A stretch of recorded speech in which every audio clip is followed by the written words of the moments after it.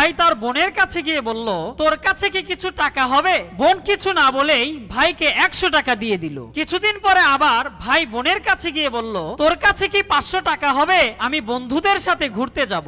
বড় বোন কোনো কথা না বলেই ভাইকে 500 টাকা দিয়ে দিল। সময়ের সাথে সাথে ভাই বোন দুজনেরই বিয়ে হয়ে গেল। বোন শ্বশুর বাড়িতে চলে গেল, আর এদিকে ভাই সাংসারিক কাজে ব্যস্ত হয়ে পড়ল। একদিন ভাই তার স্ত্রীর সাথে বসা ছিল, তখন ওই বোন ফোন দিয়ে বলল, ভাই আমাকে 10,000 টাকা ধার দিতে পারবি? আমার খুবই দরকার। ভাই কিছু বলার আগেই পাশ থেকে ভাবি বলে উঠল, তুমি যদি তোমার বোনকে 10,000 টাকা ধার দাও তাহলে আমার চাইতে খারাপ আর কেউ হবে না। তখন ভাই তার স্ত্রীকে বলল, আমি যখন ছোট ছিলাম আমার বোন আমার সাথে কোনোদিন হিসাব করতো না, আজ আমি তাকে টাকার কথা কিভাবে নিষেধ করব? এই বলে ভাই আড়ালে গিয়ে তার বোনের বিকাশ নাম্বারে 10,000 টাকা পাঠিয়ে দিল। বেঁচে থাকুক ভাই বোনের ভালোবাসা। আপনার